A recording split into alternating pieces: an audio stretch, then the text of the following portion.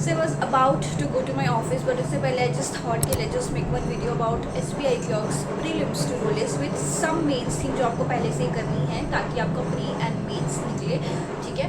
So let's just talk. So सबसे पहले हम बात करेंगे रीजनिंग की. तो रीजनिंग के लिए अगर टू डू लिस्ट करनी है ना, तो each miscellaneous topic you have to solve 20 question each.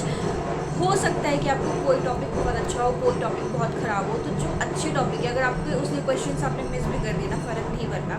But you have to like anyhow you have to do the question जिसके कॉन्सेप्ट आपके कमज़ोर है. हो सकता है बहुत लोगों को ब्लड रिलेशन नहीं बनता होगा, you have to do that.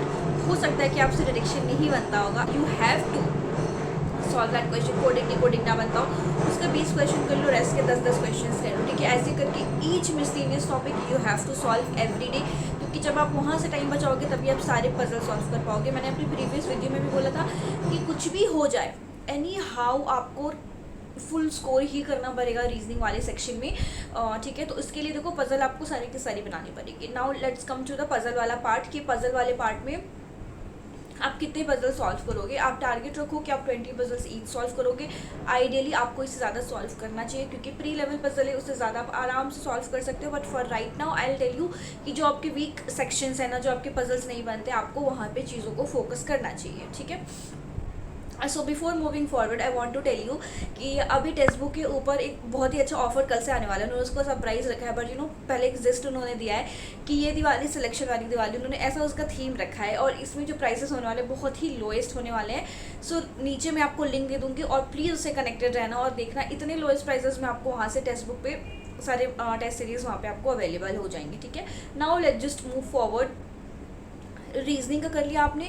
अब आप पूछोगे कि कहाँ कहाँ से चीज़ों को आप कर सकते हो, तो आई विल सजेस्ट यू कि देखो, अगर कहीं पे फ्री पीडीएफ्स अवेलेबल है वहाँ से करो, नहीं तो क्विजेस बहुत सारे अवेलेबल हैं. आप टेक्स्ट बुक पे देख सकते हो, गाइडली पे देख सकते हो, बहुत सारे ही अवेलेबल है. सो प्लीज़ लुक फॉरवर्ड उन सारे ऑप्शंस. ऐसा नहीं कि एक ऑप्शन स्पेसिफिक हो गया मुझे वहीं से करना है, नहीं. आप ऑप्शंस प्लीज़ एक्सप्लोर करो. जहाँ तक क्विज़ की बात है, नहीं तो पीडीएफ सोर्सेज आर इनफ, ठीक है.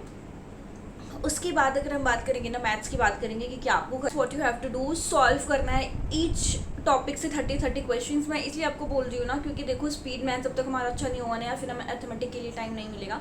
तो 120 क्वेश्चंस होते हैं. सुबह के 1 आवर का जो स्लॉट है आपका, वो इसके लिए बुक होना ही चाहिए यार, कि ठीक है मुझे इतने क्वेश्चंस तो एटलीस्ट सुबह में करके ही जाने हैं. लाइक सुबह दिन आपकी शुरू में ख़त्म कर दो नहीं यार, सुबह 1 घंटा निकालो, सारी चीज़ें करो, ख़त्म करो. दिन का आपको भूजी खत्म हो जाएगा 120 क्वेश्चंस का. उसके बाद आप 5 से लेकर के 5 तो सॉल्व करो. उसके बाद 10 का गैप रखो. 5 to 10 के बीच में जितना आप एक्सटेंड कर सकते हो, प्लीज़ उतनी डीआईज आप सॉल्व करो. सेम सोर्सेज में बताऊंगी आपको, जो मैंने प्रीवियस वीडियो में बनाया. Please watch that video, you will get to know कि कहाँ से करने हैं. वो सारे सोर्सेज उसमें अवेलेबल हैं. Please do from there, it will be really beneficial for you. आपकी स्पीड बढ़ जाएगी. उसके बाद एक चीज़ हमें करनी है, दैट इज़ अर्थमेटिक, जिसको हम स्किप नहीं कर सकते. जैसे कि होता है ना, कुछ चीज़ आप छोड़ के नहीं जा सकते अगर आपने किसी स्पेसिफिक स्टेज से फिल करा है. सो इन दैट केस तो आप क्या कर सकते हो, आँख मूंद करके प्लीज़. मैंने टॉपिक्स पिछले बताए ना, वैसे फिर से मैं बता देती हूँ.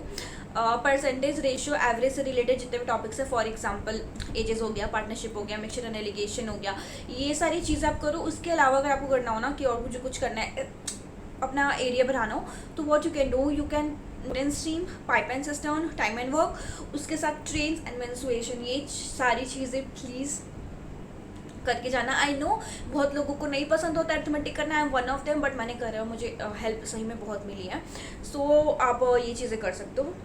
और प्लीज़ टीचर्स के बारे में मत पूछो, मैंने प्रीवियस वीडियो बना दिया, प्लीज़ वहाँ से look forward to that video. और अगर ऐसा लगे आपको कि ठीक है मेरी स्पीड नहीं आ रही है, तो वो जो स्पीड मैथ का पोर्शन मैंने बनाया ना, प्लीज़ उसको इंक्रीज़ कर दो. दिस विल बी 15 डेज़ का टारगेट है आपका. प्लीज़ ऐसा 15 डेज़ तक करके देखो जो मैं बता रही हूँ. उसके बाद द मोस्ट टॉक्ड सब्जेक्ट, कुछ भी बोलो, दैट इज़ इंग्लिश.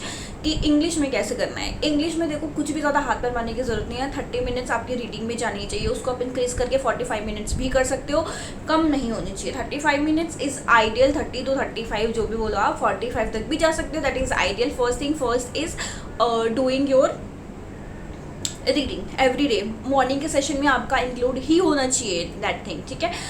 उसके बाद ये करने के बाद जब आपको लगे कि ठीक है रीडिंग कर लिए, मैं अभी कुछ और करना है, दैट इज़ आपको सॉल्व करने हैं 3 RCs every day, 3 to 4 para jumbles every day. ये करके देखो, उसके साथ साथ एक सेक्शनल टेस्ट भी आपको लगाना है। So yeah this is it. ये टू डू लिस्ट आप फॉलो करके देखो, and I swear on anything आपको बहुत ज़्यादा ही हेल्प मिलेगी।